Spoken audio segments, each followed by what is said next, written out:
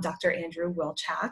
He's an associate professor of sociology, anthropology, criminology. So he's going to be talking to you guys today about criminology and sociology. So I'll hand it over to Dr. Wilczak. Thank you.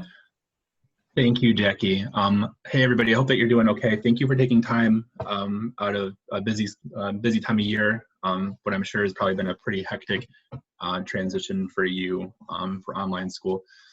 So today, like Jackie said, I just want to talk a little bit about what the criminology program has to offer, why I think that you should choose us as opposed to maybe some of the other schools that you're looking at, and really just like give you a little bit more specific information about what we're all about. So the cool thing about the criminology program at Wilkes is that it's interdisciplinary. So that means that you'd be taking classes in sociology and psychology and political science and economics. So we have you do that because we want you to get a variety of different perspectives on why crime happens, and also multiple solutions for different types of crime-related problems that you might be focusing on in your career. The program is also really powerful to me because we are so small in terms of my 2-year-old is about to have a cameo here. There she goes. Sorry about that. So appropriate timing that our program is very much like a family. I am more than just your teacher and academic advisor. I play the part of counselor and cheerleader, and I'm the person to kind of push you when you need that extra push. I'm the person who, if and when you're maybe not making the best decisions, I'm the one who's going to be there to try to help you get back on track. I have had students send me cards for Father's Day. I have been invited. 2 of my advisees got married a couple of years ago, and I went to their weddings. So Wilkes is very much like a family environment, which is part of why I love it here. And I can never imagine being anyplace else. But really, like if you're here to learn about career goals and opportunities, I think that we offer more opportunities than any other school that does this stuff, quite honestly. I have made it kind of my mission over the past couple of years to try to create as many opportunities for students to make an impact in the real world right away. And so what this means is that if you are somebody who is thinking about potentially going to grad school after you finish your undergraduate degree, you would have opportunities to do research with us that you wouldn't get as an undergraduate at any other school. We have taken students to different conferences regionally to present their research. Personally, I've taken students to the American Society of Criminology meetings, which is the largest criminology professional association in the world. I have snuck students in there to present their stuff alongside some of the biggest names in the field. I have had students go to, so this past fall semester, right? Time is all kind of weird now with everything going on. We took students to, this was last spring, we took students to Harrisburg. So they got to participate in a roundtable with the First Lady of Pennsylvania and people from It's On Us, which is a nationwide college sexual assault awareness type of program, which is a once in a lifetime opportunity for our students to go and talk with Francis Wolf and talk with Senator John Wilczak and Representative Eddie Dapashinsky, who are our local state folks, about the problems that our students were concerned with. Along that same line, I've had students writing letters to elected officials and have gotten some responses. Had we not had to go online, we had planned to have the Secretary of Pardons for Pennsylvania come to campus and meet with our students and talk about what he's doing in Harrisburg and his career. He's a fascinating guy. He's the first person in the history of Pennsylvania to work in the criminal justice system, having had past criminal justice involvement himself. He did a total of 9 years in prison and is now the Secretary of Pardons for the state. So it's a really fascinating story, and I'm bummed that we didn't get him to come this current semester, but he has agreed to come in the fall. So if you are going to come here, in the fall, you'll have the chance to meet with him one-on-one, really, and talk about your interests and some of your concerns and everything related to that, which is, again, an opportunity that typically undergraduates don't get. Those are opportunities that go to grad students or post-grads, not you guys. The other thing that I would say is that you get me, right? Which I'm Wilkes exclusive. I had counted the number of classes I've developed since I've been at Wilkes, and it's something ridiculous, like a dozen or 14 classes that I've developed because of my own interests, my own growing interest, and because of student interest, right? So if there's a class that you want to take that we don't offer, you let me know, and we'll find a way to make that happen for you. I've also spent a lot of time over the past year doing a lot of networking. So I've worked with a bunch of different professors from a bunch of different schools who specialize in things that maybe we don't offer. And so the benefit for you is that, let's say that you come in and you are really interested in, let's say, like immigration and crime. It's not something that we offer specifically, but I know somebody who's leading the field and I can put you in touch with her. And if that's a project that you want to work on, then you and me and Dr. Antunes maybe can work on that. If you want to do something involving like mother's incarceration, I know somebody who is really good at that at Wichita State that we could work with. So I am becoming probably one of the most well-connected people in the discipline. And I don't really like to brag about myself that way, but it's true. So you get me if you come to Wilkes, which again, my students will tell you now that, there are some of them who have graduated because of me. There are some of them who wouldn't be in college because of me, or if not for me. So that's part of what you get, right? Is a faculty member who is going to battle for you, even when you don't feel like battling for yourself. The last thing that I want to say, again, about the opportunity thing is that, we have been growing and growing and growing over the last 8 years that I've been here, trying to find more ways to get you out into the community, more ways for you to go to conferences and travel, to do research, to do, if you're interested in like political types of work. And our students have really flourished in that. So we just had somebody get accepted to Syracuse to start their master's in public administration. I just got an email from a former student maybe like 15 minutes ago, 20 minutes ago, saying that she's applying to Indiana State for her master's in public administration, and she is currently working in the Supreme Court, in the US Supreme Court. She is a Supreme Court police officer. So she's not a bodyguard, but she does a lot of like security detail for the different justices. So we've had a lot of success, and we've had lots of students who choose to go into law enforcement. We've had students go into corrections. We have lots of students who are interested in going into counseling. So a variety of outcomes for our students. And that's another really great thing about this program and its interdisciplinary nature, is that we are able to tailor things to what you are into. And like I said, if there's something that you really are excited about that we don't offer, the benefit of being at a small school is that we can offer it. And it's really not that big of a deal for me to add an independent study for you, or if there's a lot of interest from students, we can develop it as a brand new class. Other schools, bigger schools, it takes a lot of momentum to get that kind of change to happen.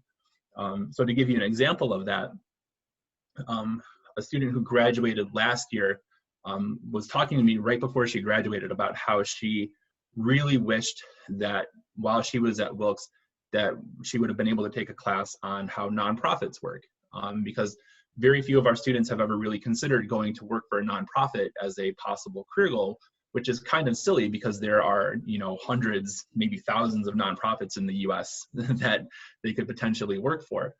And so I said, that's an amazing idea. I'm really sorry that we didn't think of it until now, but we are now going to develop this nonprofit course for students to learn how to start a nonprofit, how to evaluate a nonprofit, that I think will give you skills on the job market, again, that you're not going to get at another school, at another criminology program. So we are different from other schools in that way. We are not really married to any like one way of doing things. We exist really to serve the needs of our students as best as we possibly can. I guess you want me to talk about like the specifics of the classes and stuff too, Jackie, or? Sure. Maybe if there's any questions, we can stop here and then we can maybe continue. Like I said, everyone, if you would please use the chat, but maybe Dr. Wilczak can continue with some of the specifics of classes. And I do have a couple questions for you as well. Okay. So like I said, we have classes that are in sociology and psychology and political science and economics. You'd be taking a variety of those. And then you'd also have a number of free electives to take. So those could be classes in any of those fields that you want to, I guess maybe the best way to frame it is to say like that would be your specialization, kind of, you know, you don't have to really declare one.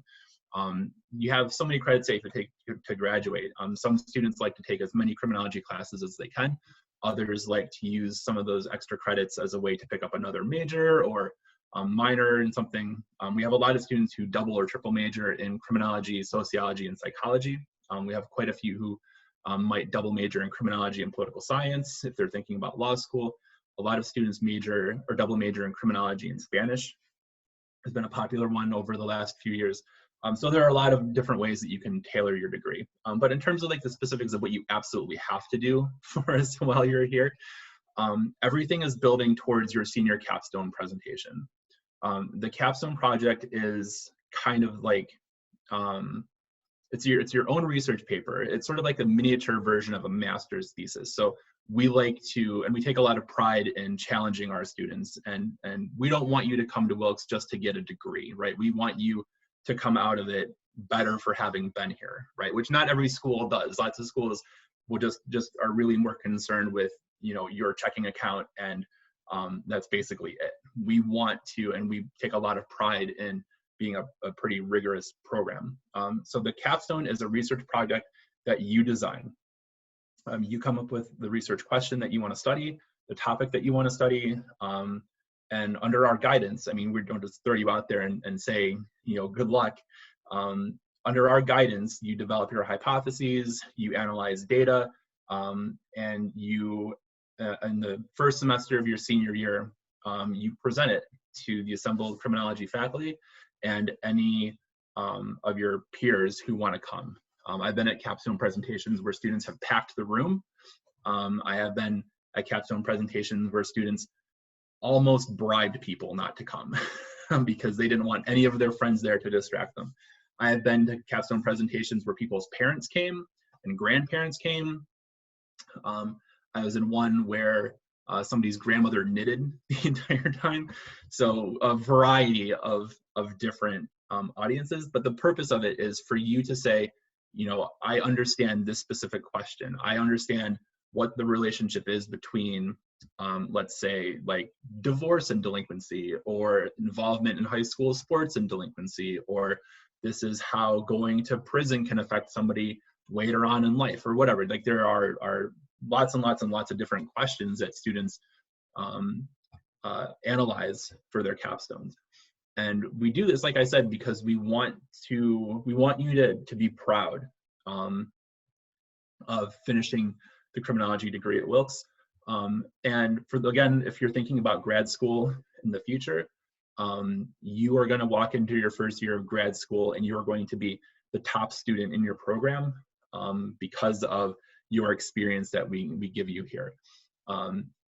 If whatever your career decides to, or wherever you decide to take your career, whatever you're doing in the future, if it's not grad school, this program is still beneficial for you, because unlike schools that just really just want to pass you through as long as you pay, you can go out into the workforce and say, hey, here's this project that I did, this very advanced project that I did in college. This shows that I am an independent worker. This shows I'm a problem solver. This shows that I can understand data and numbers. And that is your ticket to get on the fast track to promotion wherever you end up.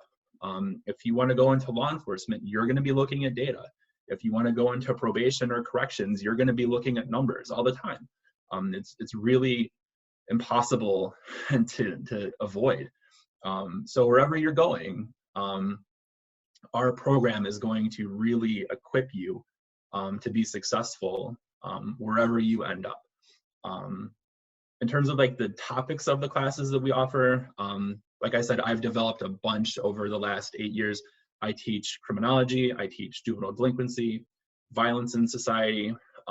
This upcoming semester, I'm teaching race, class, gender, and crime. I developed a class called Murder, Monsters, and Mayhem, which is a kind of like a history of violence kind of class. I'm very interested in that. I've developed a class on revolutions. I've developed a class on victimology. So all of these are options for you here. We have intro to criminal justice, deviant behavior. There's lots of different options for you out there. Yeah, law and society. We just offered a civil rights course for the first time. Economics of crime, lots of different topics, potentially. That sounds great. The program is so robust. There's so much that you have to offer. Thank you so much for sharing all of that. I do have like just a couple of questions. You mentioned, of course, types of jobs that you can get after graduating. Maybe you have some examples of what kinds of jobs your students have after graduating. You could talk a little bit about that. Thank you. Yeah, so I would say, and it varies from like graduating class to graduating class, I would say between 1/3 and 1/2 of all of our graduating seniors want to go into law enforcement, and we've had a lot of success there. We've had students go into the Pennsylvania State Police, some in the New Jersey State Police, many have found jobs just in their local departments. We had a student recently. She was working for the Hazleton Police, which is a city about 45 minutes or so south of Wilkes-Barre.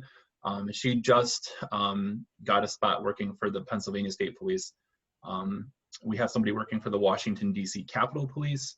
And our pride and joy, Jess, like I said, she's working for the U.S. Supreme Court Police. I've had students who quite a few are interested in going into counseling.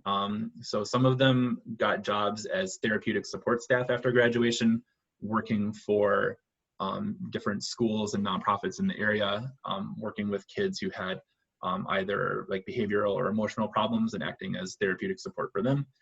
We've had several students who decided to go and pursue a master's degree in counseling. We have one student who had just started his doctor of psychology. He's a PsyD because that's the direction that he wanted to go. I have a student graduating this semester who wants to open his own community center and is planning to go for his MBA next to get the business training that he needs in order to do that successfully. Another student who is going to work for an already existing community center in Baltimore. What else? Quite a few to law school, quite a few more are interested in going into public administration, I have found. We've had several go into, we have one student who works for the Luzerne County Public Defenders. He went to law school and was able to get a job there. A couple have gone into probation and parole. So yeah, we've had people all over the map. And of course, I mean, like I'm not going to lie to you and say that everybody ends up with a job in this field. You know, people graduate and say, well, I would rather do something else now. I had a student who, she graduated and she dropped off the face of the earth, and she resurfaced like a couple of years ago. She found me on social media, and she lives in Los Angeles now. And I saw a picture of her with LL Cool J because she's writing in Hollywood. So, again, like it's not necessarily the content that is always going to benefit you. It's the hustle that we're trying to that I am trying to impart on you. Great, thank you for sharing all of those wonderful jobs and amazing stories. I do have a question from a student. Okay. this student is asking, they're coming in undeclared, but this is one of the majors that they're interested in. Can you suggest maybe a first class that would be kind of a good step to checking out what criminology is all about? Yeah, so your first year, you would be taking Intro to Sociology, which is Soc 101, Intro to Psychology, which is Psych 101, and probably Intro to American Government, which is PS 111. You would, if you decided to major in criminology, you would need all three of those classes to advance. One thing that we're having discussions about right now is coming up with a course that all incoming or interested criminology students can take together their first year to create a bridge into the rest of the program. Because that doesn't really exist right now. And I think that like evidence of that is, or that's good evidence to show you guys that like we're trying to best service you. So in terms of like the first class, it really depends on other classes that you're interested in taking. I have students who want to come into it right away and will probably be taking the Murder, Monsters, and Mayhem class with me in the fall semester as like a sort of like major case background. A lot of people will take Violence in Society or Law in Society as their first classes in it, which are two very different courses, but still I think serve as a pretty good introduction. So there isn't really like any one single class that we would point you to.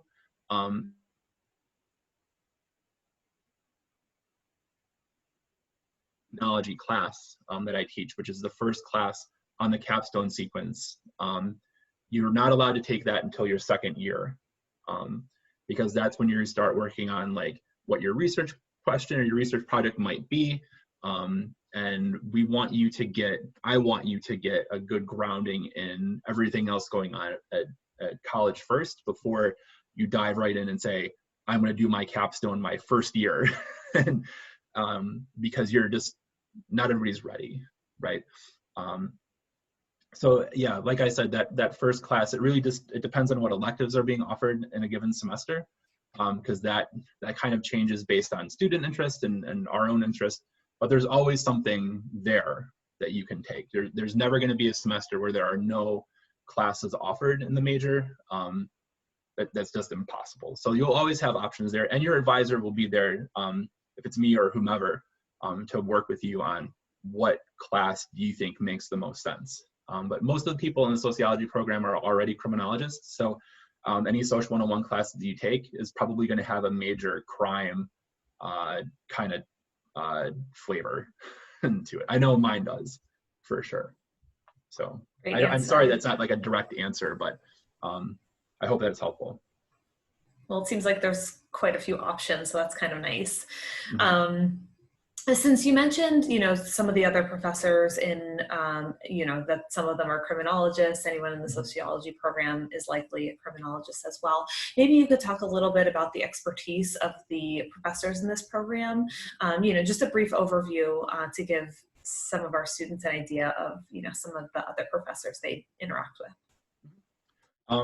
Yeah, so Dr. Seeley is our economist. If you are interested in economics, you'll be taking everything with him. All students have to take 2 classes with him in the major, but he offers more if you are interested in picking up an economics minor. That's definitely there. Dr. Kreider teaches the bulk of our legal related courses. So he teaches law and society and criminal law, and he developed the civil rights and liberties course this past semester. He's also the chair of our department. I have become kind of like the jack of all trades. My specific background was in adolescent violence, but I have just kind of through the nature of this job really branched out in a lot of different ways. As far as like where people went to school, we have faculty who went to Temple, who went to the University of Maryland, who went to Penn State, Dr. Tuttle went to Notre Dame. I went to Bowling Green State University. And I think like my personal background, I think, is a good example of what the program can do for you. So my undergraduate degree is in political science, my master's degree is in criminology and criminal justice, my PhD is in sociology, and I'm back in school again for a creative writing degree. So I have become like captain interdisciplinary. Whom else? I mentioned that Dr. Tuttle went to Notre Dame. He does a lot of research on the family, sociology of family. So he teaches that course. He teaches family violence. He teaches social stratification. That's really his big area, is family related stuff. I'm trying to think of who am I forgetting? I haven't seen these people in so long. It's like who do I even work with anymore? But I think that's hopefully what you're looking for. Great, thank you. And I know internships is always, kind of a hot topic. So, are there internships available for this major? And, maybe what have you seen, and how do students go about finding those? Yes.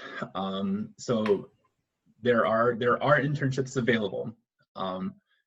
I would strongly encourage you. It's not required to take an internship. So I want to be upfront about that. You are not required to do an internship if you don't want to. But depending on what you want to do with your career, I would really strongly recommend doing an internship, especially if you want to go into law enforcement, because of everything that we do, right? That's not a career where I want my students to go into it without really knowing what they're getting into, right? So if you wanted to be a police officer since you were a little kid and nothing is going to change your mind, that's great. I still think you should do a semester as an intern with a police department, and we do offer those. We've had students intern with state police, with local police. We had a student this semester, basically on his own. He went into Wilkes-Barre PD, I think every day, and just annoyed them until they gave him an internship, which was kind of an interesting story. He's not really the type of guy that I would expect to do that, but he's been doing ride-alongs. When we had to break up for to go online, he volunteered to stay behind and continue working with the police. And as far as I know, he finished out his internship in person. He was probably one of the only interns in the university to actually be able to do that. He had the mirrored sunglasses and everything. It was ridiculous. We've had students intern for the U.S. Marshals before. I think that's probably the highest branch up the federal chain that we've been able to get to.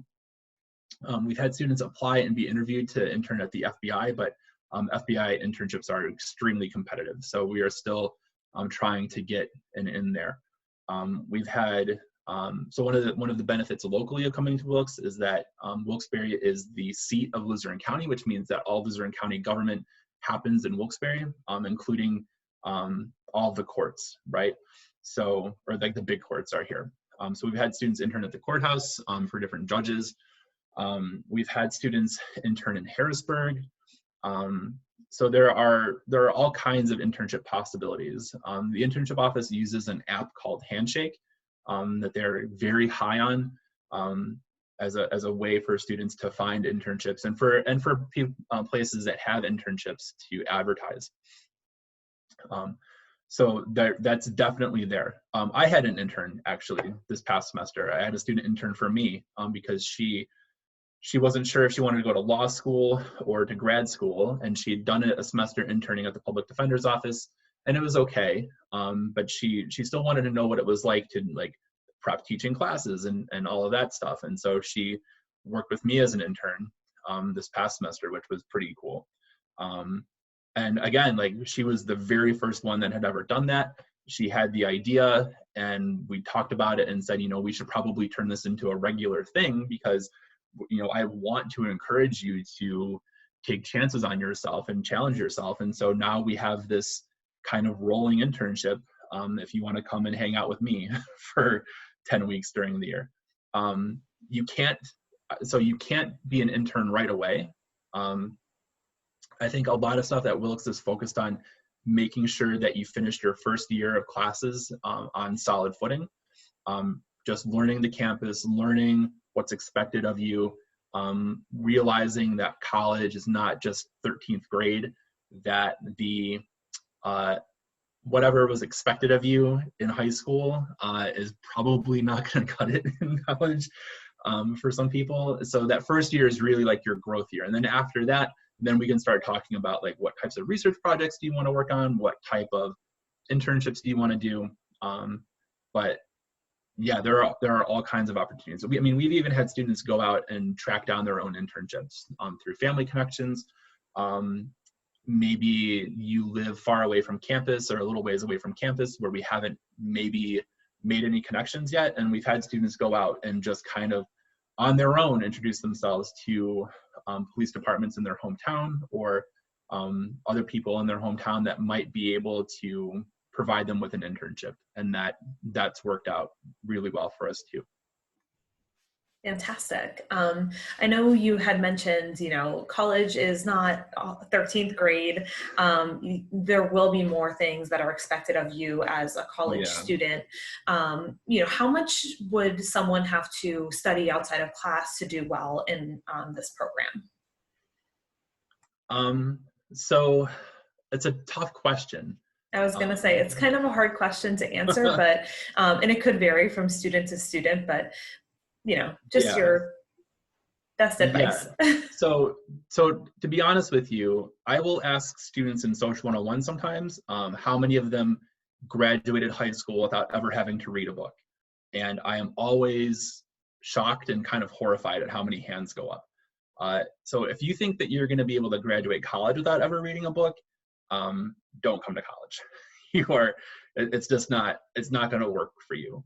And I know that I tell students this in person all the time, and they kind of like roll their eyes at me until they get their first exam back. And then it's like, oh boy, Dr. Wilczak was right. So if you were going to major in math, let's say, or engineering, your homework is going to be all kinds of math problems, right? And problem solving. And that's what you're going to be doing with your time is all of that. For us, you need to be reading and writing as much as you possibly can. You need to be reading anything you can get your hands on, not just the books that we assign for class, but if I mention stuff like in passing in classes, like, hey, I just read this thing and it was, about, the history of the war on crime and policies from the Kennedy administration. I'm mentioning it to you because I think it's helpful and useful for class. But if you really want to be awesome, then you come and see me and you find out what the title of that book is, and then you get that book yourself and you read it cover to cover, right? You need to be reading everything you can get your hands on, and you need to be writing about it and talking about it. Especially now, the transition to online learning has really shown us that a lot of the old styles of learning are pretty bad, are pretty busted. And I am not somebody who likes to just sit around and just keep doing things because that's the way that it's always done. So one thing I'm doing this summer is thinking about how can I revamp my classes to really focus on the stuff that absolutely has to be done in case, God forbid we ever find ourselves in a situation like this again. I don't want to be caught flat-footed, So read everything that you can get your hands on. And read it critically. So if you are somebody who likes to follow the news, don't just read the news and say okay, well, that's the truth because the news told me it was true. Think about what is the news trying to tell you? Why is the news telling you about it that way? Read any kinds of books on crime that you can get. I would Google criminology syllabus and find different college courses on crime and on criminology before you come here. Get those books and read them. If you want to go full overachiever, you should. I've experimented with assignments in my classes this past year where I had students do a podcast. They had to make their own podcast. That could be a way for you to really get a head start. If you even on your own or for your friends, just record yourself talking about major cases that you like. You saw the Zac Efron Ted Bundy thing and you really want to talk about that. Imagine yourself trying to teach it to people. and talk about like why is that show good? If you think it's good, why is it kind of problematic? And yeah, the more that you can consume and produce about anything related to crime and like all of these different questions that we have, the better prepared and the better you will be at this job, right? Whatever job it is you go into. People in this work don't want somebody to come in and just be like a yes man and just kind of sit still until somebody tells them what to do. We're trying to train you to think independently and work independently. And so the best way to do that is just to start doing it, right? So I hope that makes sense.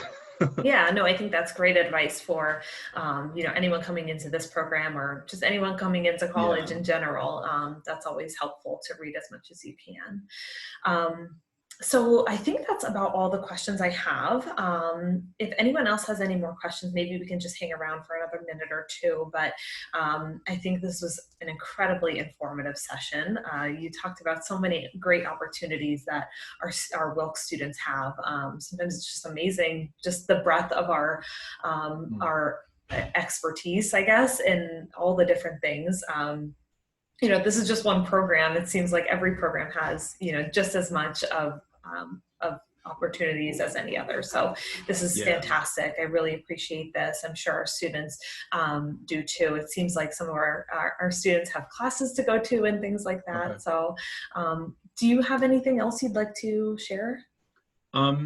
Yeah, I should just say, one thing that I glossed over that I would be kicking myself if I didn't mention. We signed an agreement with St. Vincent College this past year. So we have a fast track to grad school that you can graduate from Wilkes and have 6 credits towards your master's degree from St. Vincent coming right out of the gate. And they are an accelerated program. So you could have your master's in Master of Science in Criminology and a bachelor's in Crim in 5 years, which is a pretty remarkable experience for people. So just wanted to throw that out there. And I know it's not even in the marketing materials yet. We just signed it a little while ago. So again, for people who are interested in grad school, there's an opportunity right there for you.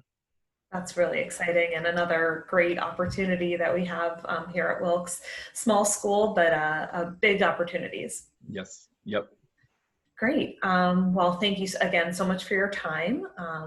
Really appreciate it. I'm sure our students do too.